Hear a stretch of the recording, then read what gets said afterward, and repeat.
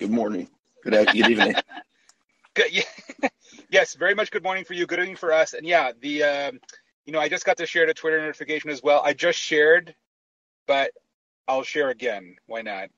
By the way, how is the sound? I will confess, I am parked in Truckee on the way to Nevada, and I'm inside the Tesla, and it defaulted to the mic. And so can you hear me clearly? I hear you amazingly well, and I'm Wow. jealous that you're going to Truckee and maybe skiing.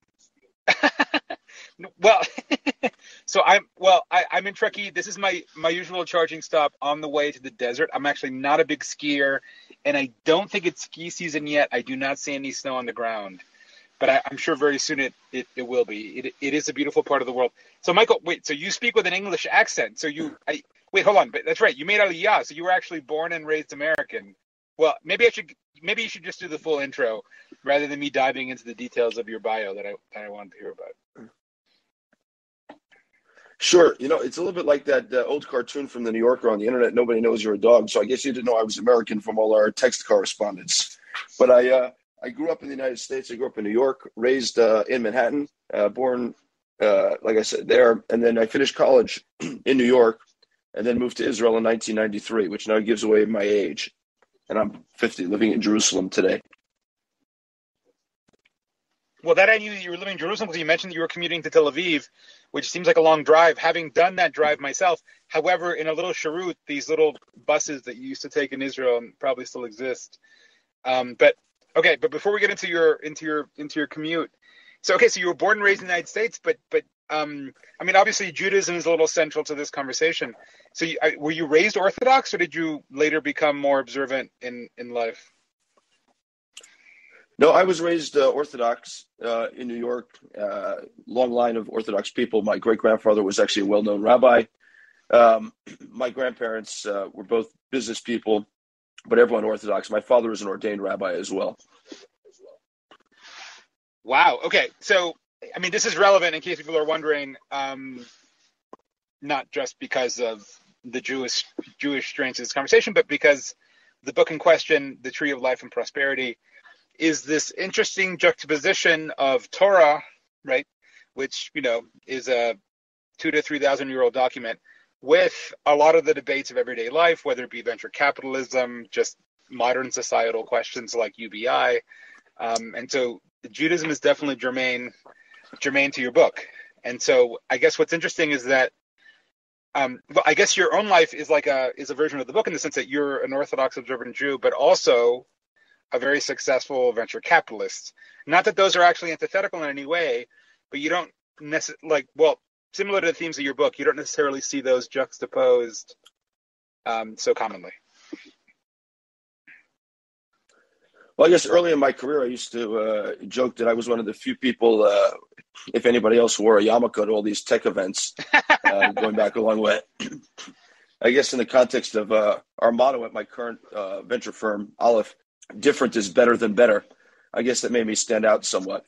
But no, I don't think they're antithetical at all. Quite the contrary. I think, the venture business in general is about being different and thinking out of the box. And I think there's something about being a minority or different in the context of the landscape that certainly was in the mid-90s when I got into the venture capital business.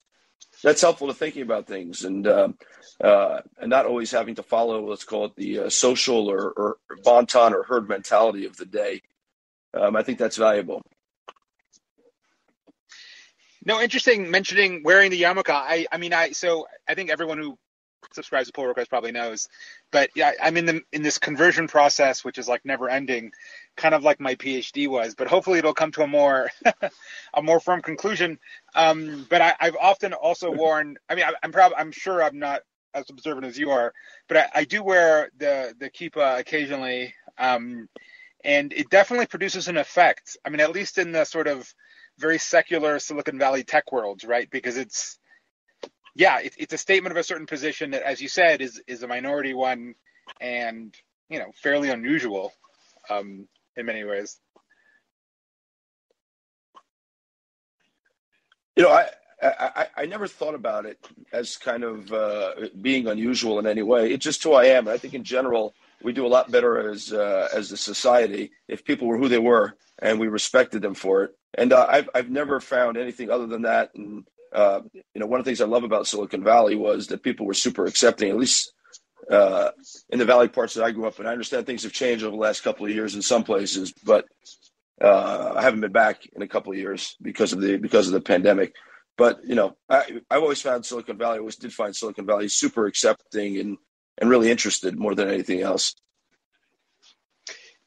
No, well, I think you're right, but I think, it's a bigger conversation. We can get into it if you want, but I definitely think it probably makes more of a statement these days. I mean, certainly I think being Jewish in the U.S. these days in the sort of elite blue state spheres has certain political implications to it. Not that I've personally felt it myself, but anyhow, that's a whole rabbit hole we can choose to go down. But I don't want to go down that rabbit hole and not talk about your book first.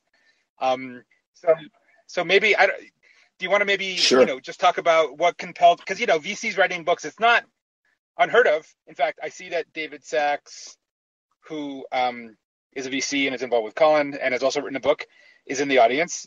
So it's certainly not unprecedented, but it's slightly unusual. But of course you had a writing credit even before this. So I'm curious what motivated you to write this book in particular right now.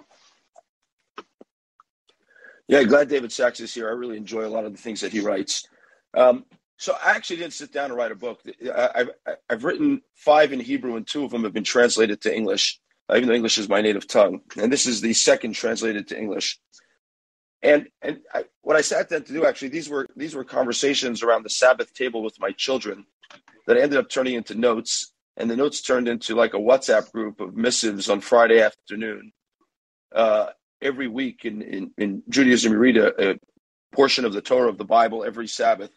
And I would send out before that Sabbath kind of a missive of about 8 to 10 pages on a topic of the day that was related to the weekly Torah portion.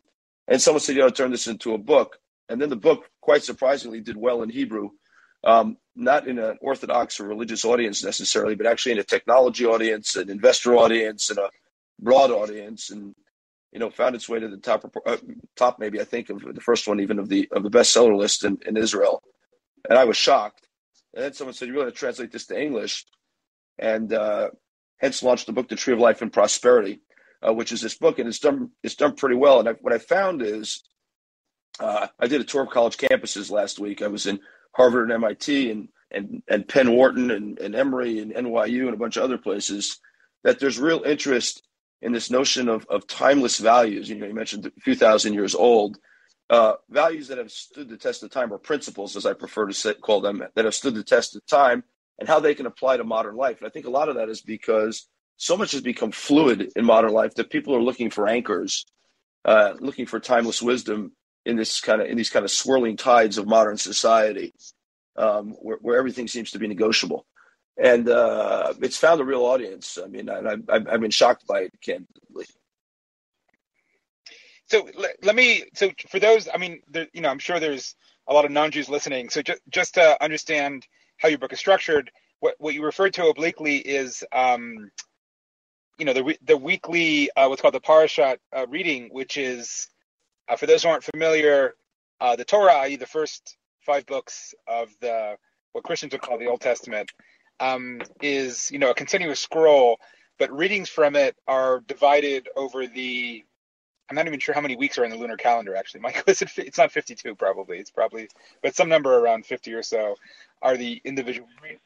It depends on the year. Oh. It depends on the year, because we have leap years. Oh, shit. So we had a 13th month in some years. So it's complicated. Yeah, yes. No, the Jewish calendar is definitely complicated. It's more complicated than the solar calendar. So there's a number of readings, 40 plus readings a year, and they form the sort of recurring readings every Shabbat, every Saturday, right? And at the end of the year, there's a beautiful ritual called Simatura, which was, I think, in late October this year. I was at it, and it's when you kind of you finish the reading of the scroll, and you immediately restart at Bereshit, at Genesis, and the whole cycle begins again, right? And you parade with the Torah in this very joyful way. And it's one of the few Jewish holidays that doesn't commemorate a sort of religious, commandment nor a historical event. It was just sort of invented by the Jews as this sort of joy of the Torah. So anyhow, the book is organized by the same method, right? In that you don't quite have as many chapters as there are parashas in the year, but it's the same idea that you take a certain reading, and in the same way that you do in the Shabbat, it takes a particular story. Say, I don't know, Jacob and Esau, for example. Or Noah, for example, the inventor, exactly. Esau. And you do a deep reading of that. And so I'll shut up there. But I wanted to frame how you framed your book so people would understand how it is that you're mixing the sort of Jewish way of dividing time and reading with your own lessons about life. Yeah, so the book actually is going to be in 5 volumes corresponding to the 5 books of Moses. The Tree of Life and Prosperity is the first volume on Genesis. In Hebrew, I've already put out Genesis, Exodus, and Leviticus, the first 3 of the 5 books of Moses, and so Exodus is coming next in English, and it is organized the way you said it, right, which is by the weekly portion, which is the way Jews read it throughout the year. And I do, to your point, a deep dive on a given character or story based on a textual analysis of what is going on in that portion. And so, just to use an example that I think modern ears would understand really well, because everyone knows the story of Noah, right? And you always ask people, who's Noah? Well, Noah invented the ark. Turns out that Noah is not just, or he made the ark, he built the ark, and he saved humanity from the flood. It turns out that Noah didn't just make the ark, but there are bookending stories to the ark story. One is about Noah inventing the plow, and the second is about Noah inventing wine or chemistry or fermentation.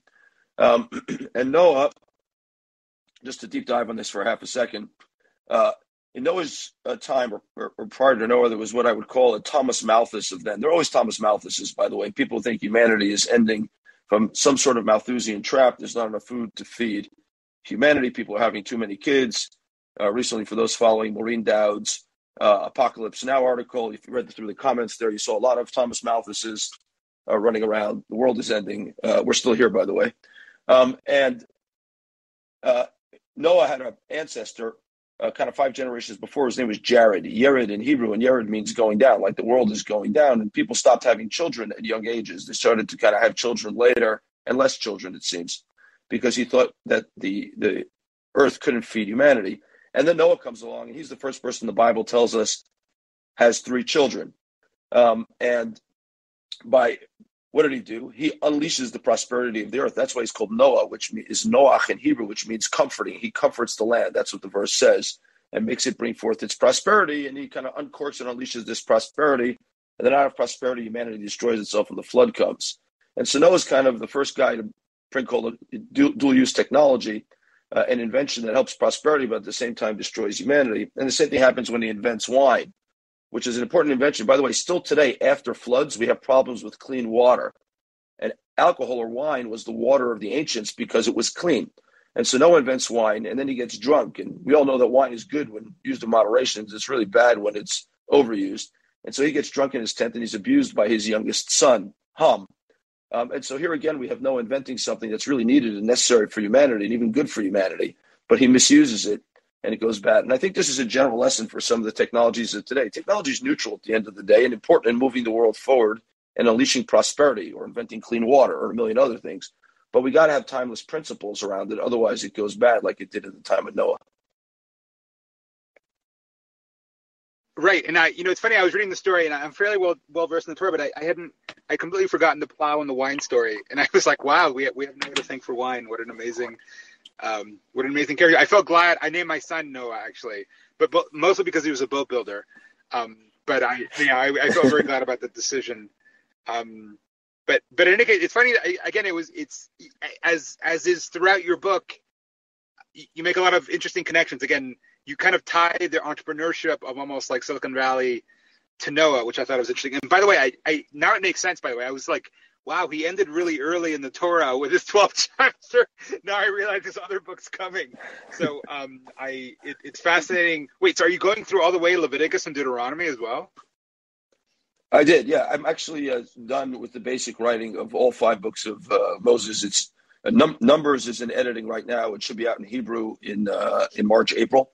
And Exodus should be out in English, I hope, around the fall of next year. For some reason, it takes much longer to publish books in the United States than it does in Israel. I'm not sure why that's the case. And it's harder to print books in the United States, particularly post-COVID. There seems to be a shortage of book printers. So things take longer. Interesting. So I'm so impressed. I mean, I don't want to steal your thunder, but I'm so impressed that you managed to write sort of narrative connections between the book of Numbers and modern life, because as you go later in the Torah, right, like a lot of the stories, the first two books of the Bible, Genesis and Exodus, are so good, right? It's full of the narratives that have characterized all of Western civilization, right? But you start getting into some parts of like Numbers and Leviticus, and it gets a little dry in there, at least in my reading of it.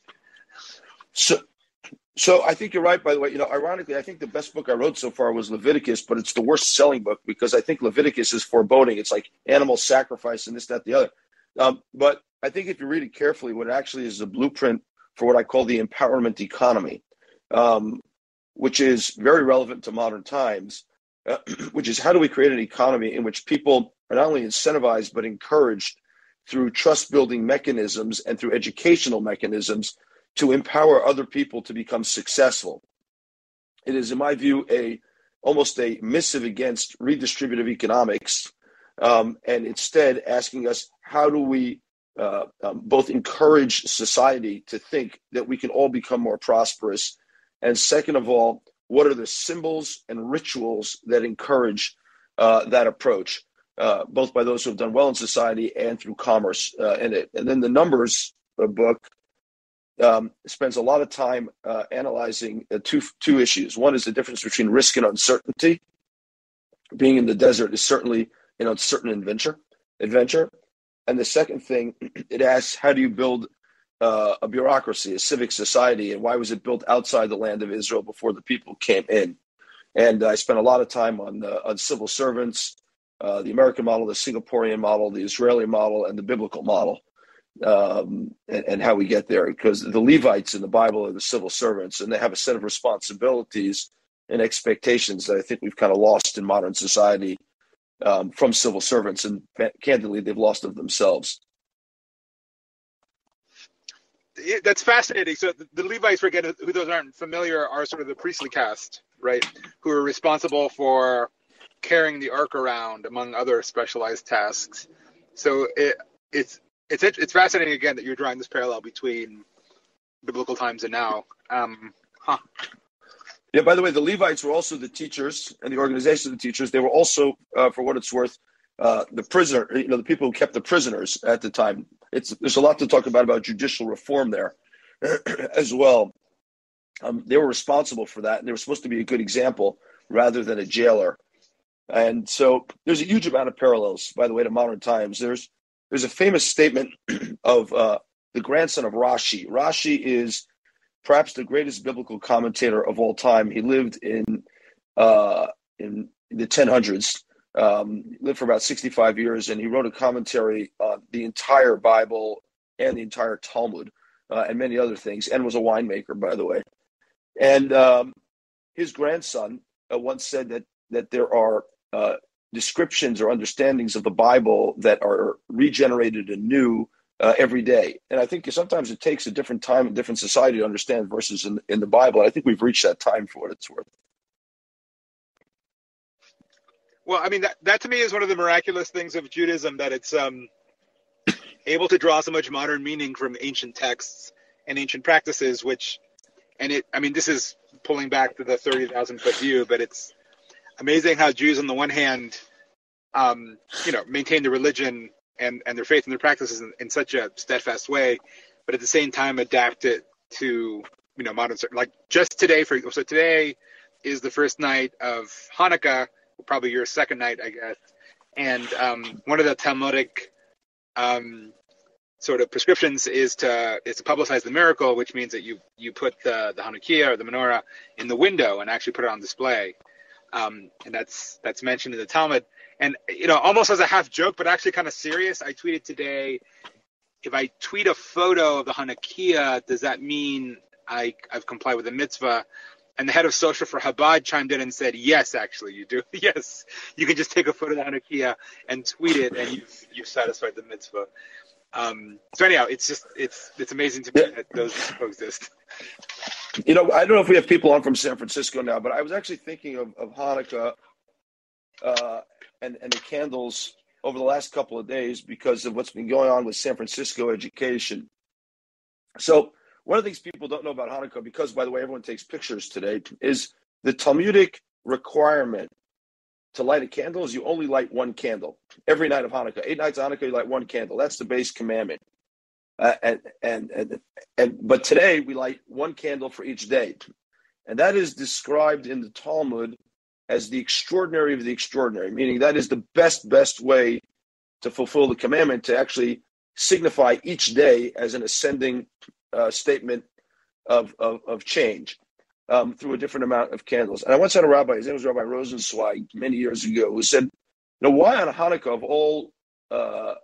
all holidays do we go after the extraordinary of the extraordinary, the absolute best way to keep this commandment? And he said, because the nature of Hellenism, which Hanukkah combats, is what he called institutionalized mediocrity.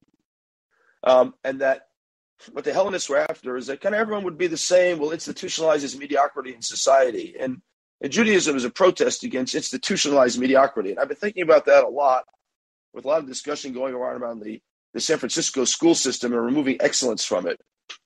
And that Hanukkah should stand in stark contrast and a protest to this notion that will institutionalize mediocrity instead of striving for excellence and doing the best of the best. Well, once again, Michael, that's an amazing leap. I mean, just as a brief summary, it might be worth summarizing the Hanukkah story and the Maccabees very briefly, because the whole assimilation in Athens versus Jerusalem and the Hellenists, versus the fervent Jews may not be apparent to everyone. I'm happy to go ahead, or if you want to go ahead, maybe just give a very brief summary of that story to set up the sort of. Yeah, why don't you start and I'll chime in? Oh, okay, so okay, God, how to do this briefly. So it's funny. It's one of the later Jewish events, just in terms of actual documented time. It was the mid 3rd century, and the contrast here is under the Seleucid Empire. So this is, as most people probably know, after Alexander the Great, his empire was broken into his various lieutenants, and the part that we now call Israel, right, fell under one particular subset of that empire. And the main part of the story here, okay, is that the Jews who were living in, Judah or Judea, the land of Israel at the time, were assimilating into what was the macro Greek culture, right? And Greco-Roman culture for centuries was dominant. Specifically, Greek culture was sort of the elite, it's supposedly intellectual culture at the time, right? And Jews were doing everything from not being circumcised so that they could exercise in the gymnasium, to not doing proper sacrifices in the temple, because the temple, of course, still existed. And the Judah Maccabea, the Hasmoneans, revolted against that. And to be clear, it was a bloody, violent revolt. It was not, it was not a Twitter war. It wasn't peaceful. Yeah, right? Exactly. Right. It was definitely not peaceful. We're talking tens of thousands of casualties at the end of it. And it was specifically kind of a civil war, right? In the sense that it was assimilated Jews versus non-Jews that refused to assimilate, right? And so in that sense, it's a contrast between traditional observance and the sort of fashionable secularism of the time. And of course, in the U.S., I mean, there's a whole American angle to this, which of course you're familiar with.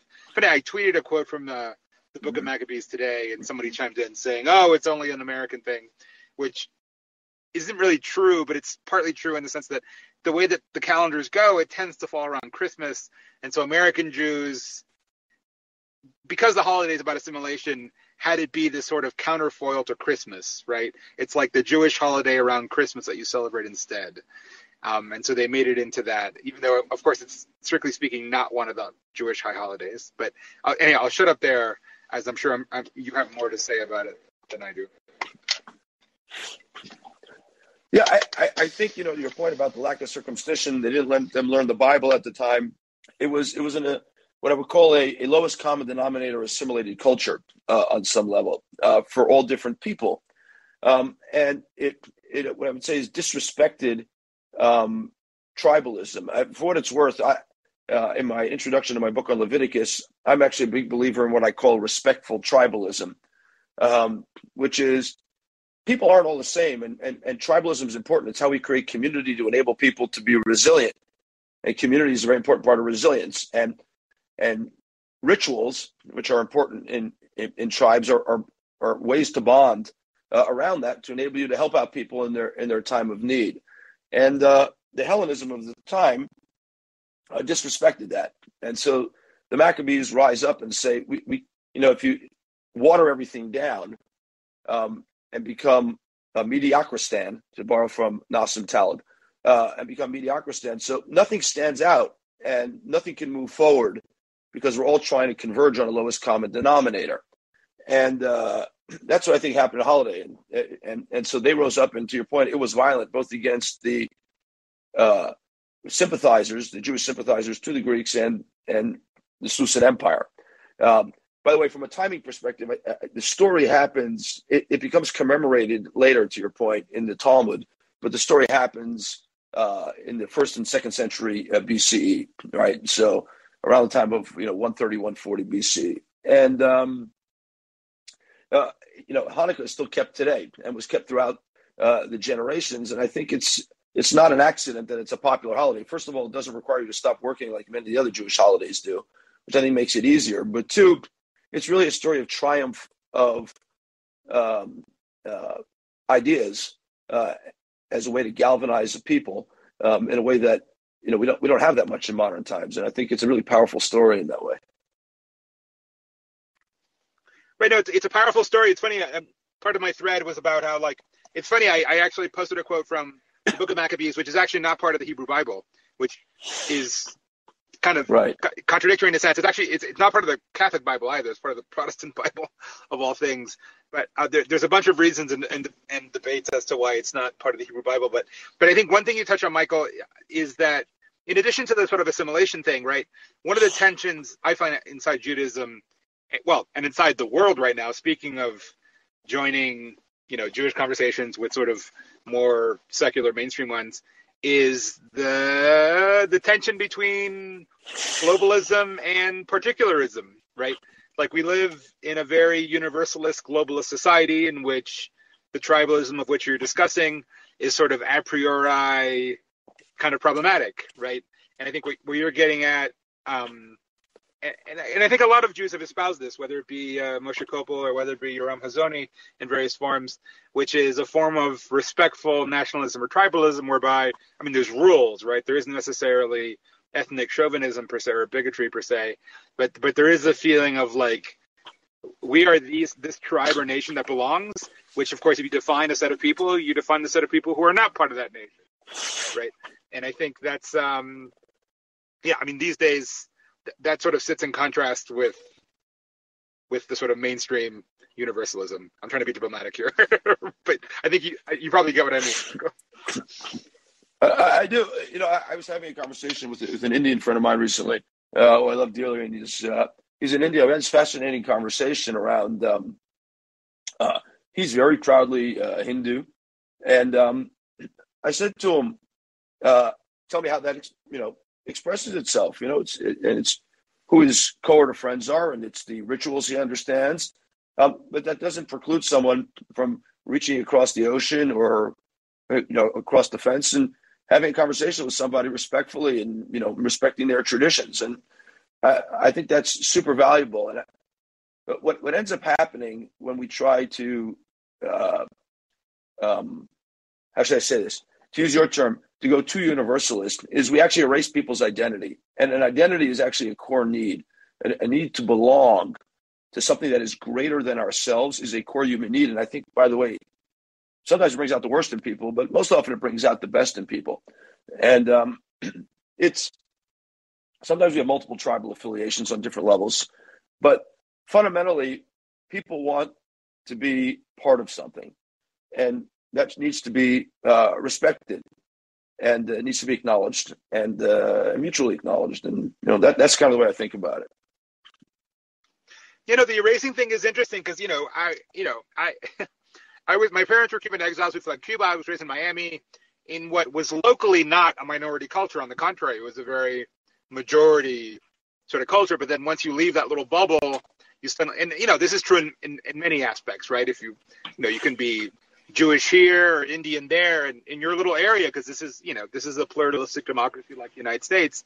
You're in your comfortable bubble, and you leave it. It's like, oh my God, I'm a minority, and then you realize that, like, yeah, too much universalism, like, oh, let's all get along and celebrate each other's holidays. Like, no, I mean, there's, again, for X to be meaningful, i.e. you are part of X, there's part of people who are not X. And that doesn't necessarily mean that it's exclusionary or sort of antagonistic in a way, but it's, I think, this sort of touchy-feely kumbaya universalism just ends up like bleaching and like deleting everything.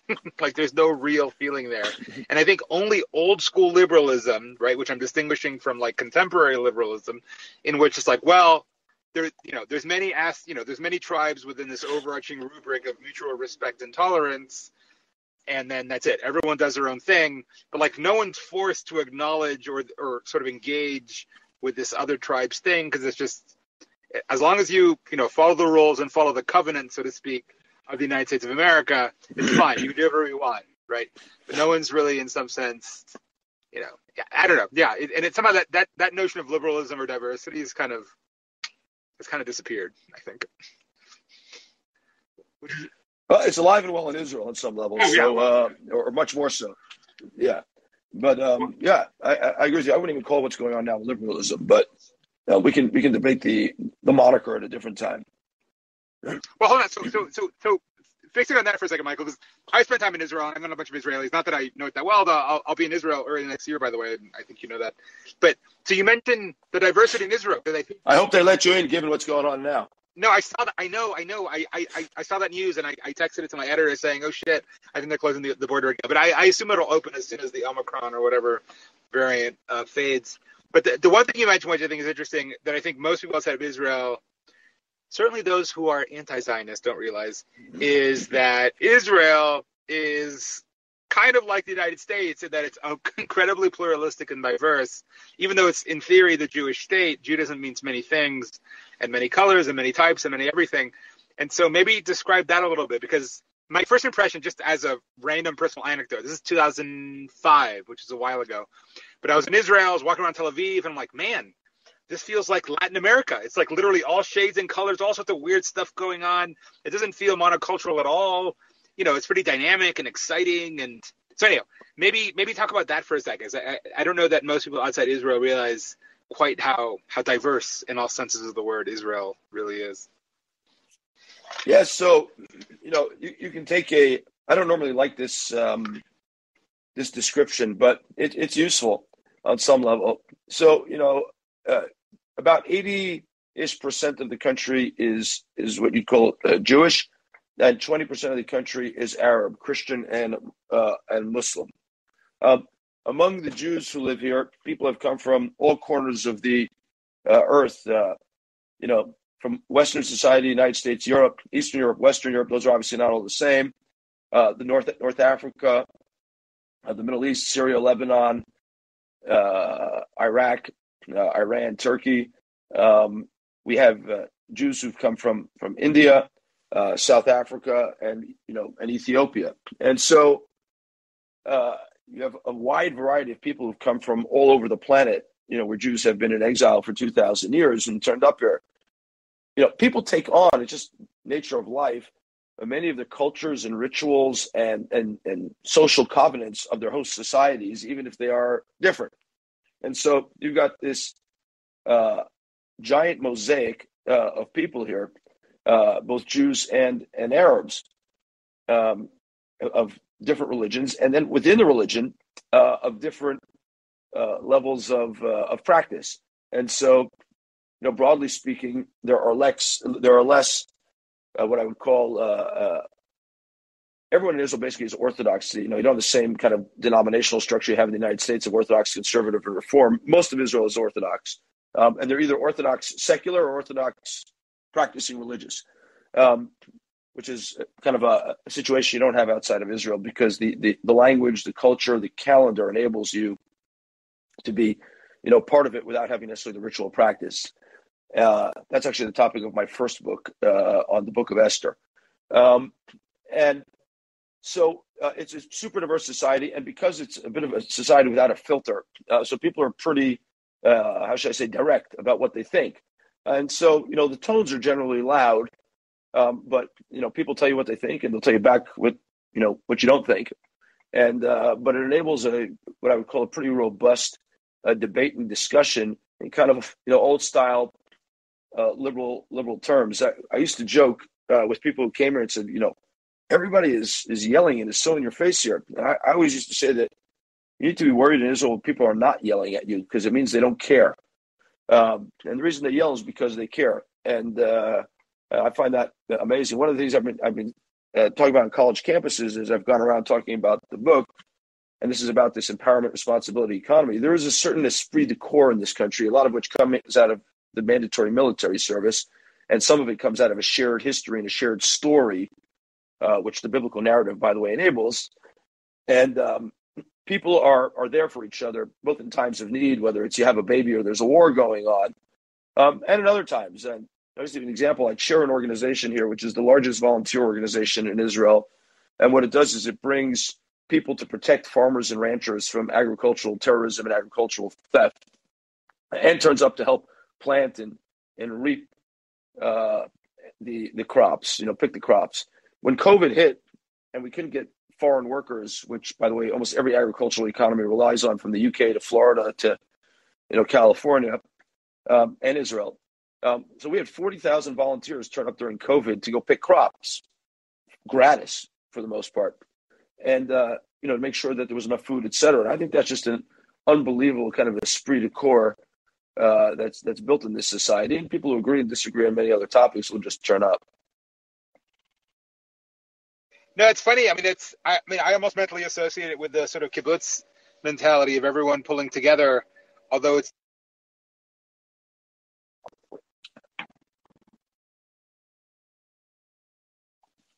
Am I the only one who lost Antonio? Antonio, we lost you for a second there. Can you hear me? Oh, there you are. Sorry. Now I do. Okay, great. Yeah. Sorry. So that's interesting. And yeah, the forced conscription thing, I can definitely see how that creates this esprit de corps. And then I think the critical thing is the shared narrative, which is one thing, by the way, that I lament in the United States. The narrative is definitely, well, it's not fraying, it's frayed. It's completely disjunct. Yeah. Anyhow, I don't want to get too depressing, but I think the U.S. needs to reinstitute national service for what it's worth. Right now, many people have proposed that. Everybody from William F. Buckley to lots of people have actually done it. But what would they do, right? Like professional militaries don't need millions of people. This country doesn't need. So what would they do, right? Well, they could go in and rebuild schools in disadvantaged neighborhoods and go in and teach, and we do public works projects. There's a million things. So, by the way, they could volunteer in the police. I know people want to defund the police and everything, but the police could use some civilian support. And go volunteer in the police. We could use that. No, it's funny. I just a random anecdote, but I used to live out in the Northwest in this little island northwest of Seattle, and island's called the San Juans, and there's the highest peak there, which is on my island. There's this beautiful tower at the top of it, and it was built by the Civilian Conservation Corps, the CCCC, which in the 30s did exactly what we just said, right? It was the Depression, and you don't want idle youth just sitting around without jobs. That's never good, right? And so tens of, maybe hundreds of thousands of Americans were just paid like a stipend, not much, but just to go and build and repair things all over the country. It was a massive success. But again, it's very difficult to imagine that right now. But maybe I'm being pessimist. I had this notion I was thinking about that, with the however many trillions of dollars they're doing in kind of Build Back Better or whatever that is, that yes. if we just did national service, we could actually lower the bill of that pretty significantly, and at the same time build connections throughout society, mutually respectful connections, because people would see other people, which we don't enough right now. I was thinking about that. By the way, a word about better, just in the context of Hanukkah. I think about this a bunch.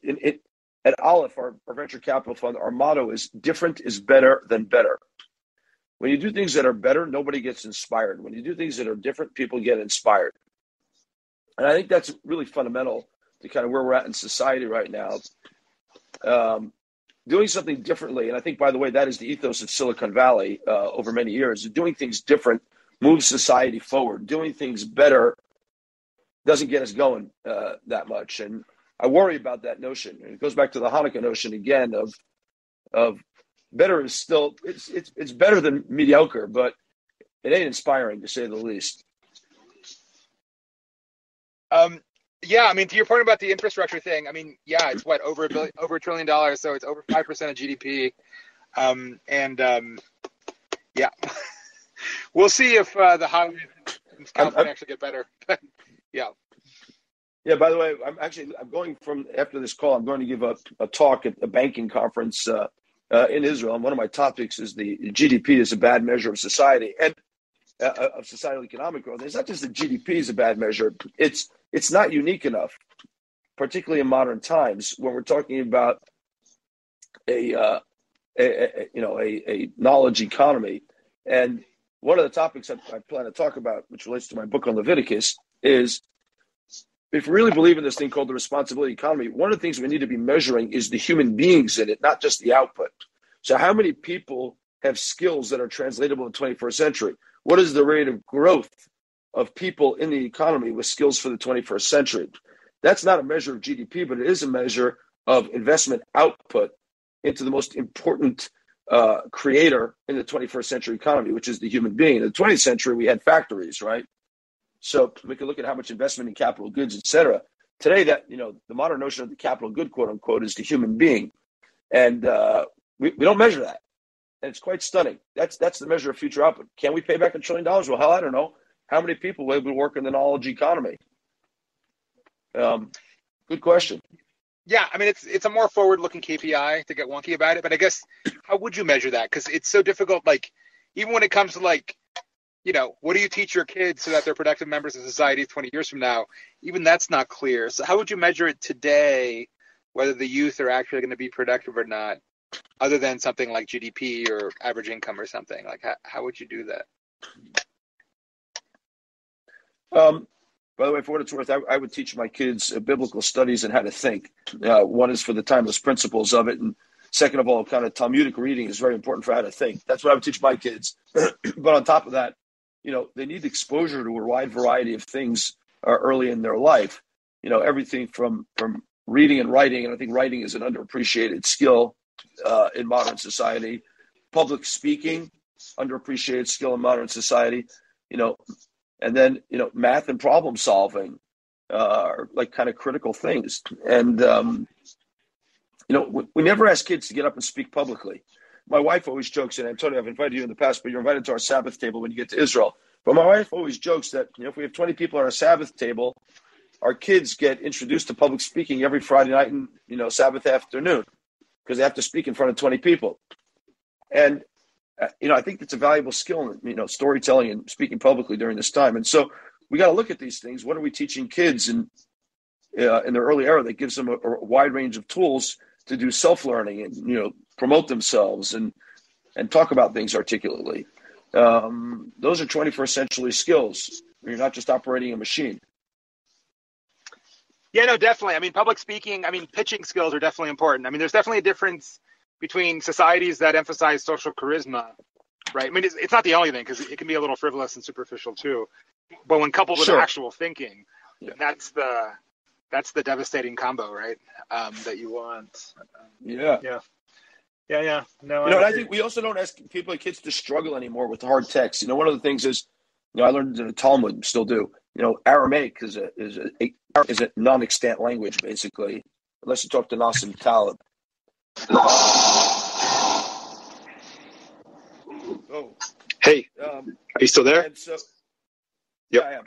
Okay. So, Aramaic is not an extant language, but when you struggle with an Aramaic text, you struggle with a biblical text and try to understand the context, or the classics, by the way, I think it's valuable to try to understand what other societies were dealing with. It forces you to think in an out of modern context way, and compare and contrast. And I think that's got a lot of value. Oh, no, I agree. I mean, my favorite readings when I was younger was, either biblical texts or epic poetry or things that were completely out of my, what seemed to me very provincial and backwards sort of 90s Miami Cuban childhood. But again, I think, I think the internet has done many things to the human intellectual world. But one thing is that it's focused us into sort of what I call the eternal present, what I and others call the eternal present, which is, the sort of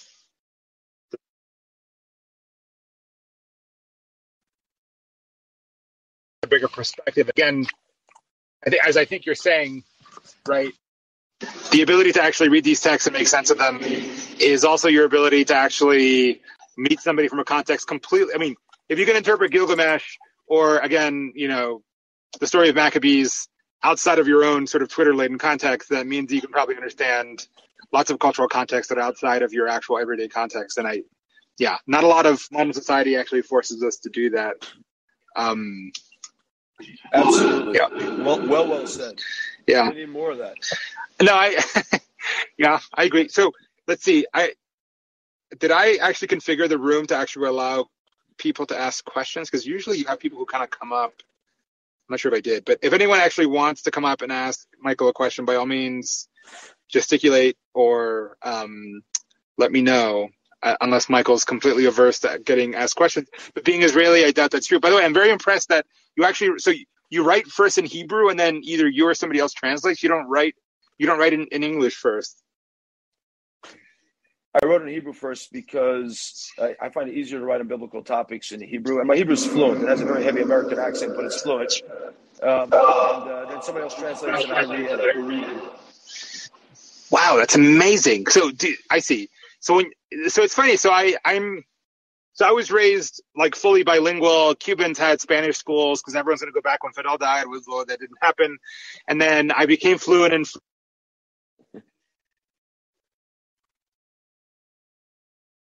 It's definitely true that like your brain goes certain when you're in certain languages, and it's fascinating to me that you think biblically in Hebrew. That's amazing. But yet Hebrew is your everyday language. Like you talk to, your taxi driver, your kids, whatever in Hebrew. It's not just a liturgical language or a scholarly language. I talk to my kids in English, and I talk to the taxi driver in Hebrew. And, the tech business in Israel is for the most part conducted in English, although there is Hebrew. And I can speak tech in Hebrew because it has so many English words transliterated. Half of my life is in Hebrew and half of it's in English. Interesting. Well, I'm glad to hear about the tech being in English because my Hebrew is like less than terrible, and I'd love to check out the tech scene when I go there next year. So it's interesting to hear that. But can I ask you a random? Everyone's read your book. It's in fact sitting in front of me on my desk. I have a bunch of books I keep in front of me. Chaos Monkeys is one of them. Oh. Dude, thank you, Michael. That's very flattering. That pleases me. So now that I've got you on the call, and you're a prominent Israeli VC, I have my theories, but I just want to ask you the question. And you probably get this question a lot. The whole startup nation thing, right? Like, why is it that Israel manages to produce more tech IPOs than like the entire EU year after year? I mean, if you were to chalk it up to like one or two things, what is it? Yeah, first of all, the EU is growing, but it's, in my view, it's two things. One is the military, in particular the technology units of the military, force you to push the envelope and encourage you to take initiative. It's the least hierarchical military, I think, on the planet, and so it really encourages you to take initiative and almost break things to try to figure stuff out. And because it's a matter of life and death, you got to get it right. And I think that's valuable. I think the second thing is that the whole country is like a startup, right? It's only been around 73 years, and we're still building it.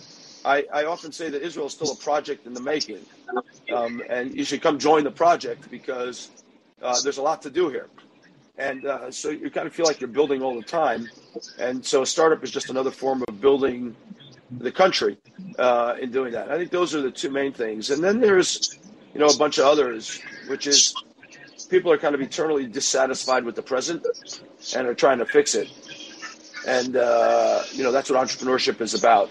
And, obviously there's high proficiency in math and sciences here.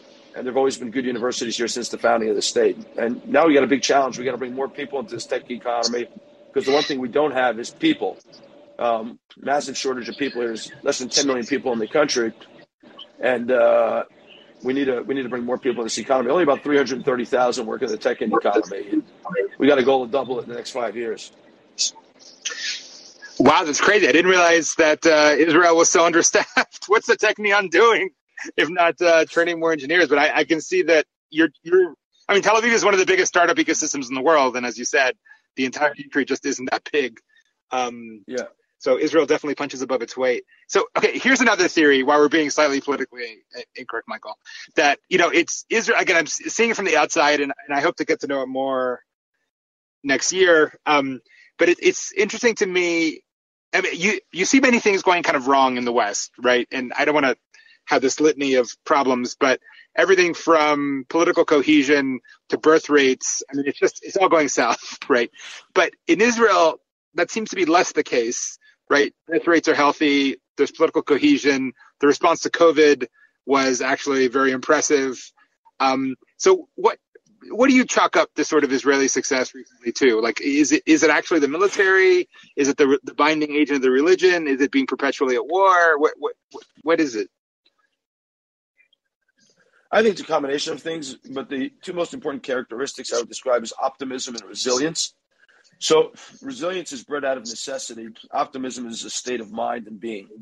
And I think resilience, because of the military conflicts, because of a society that's come together from the four corners of the earth, and has a lot of difference in it, has bred a lot of resilience.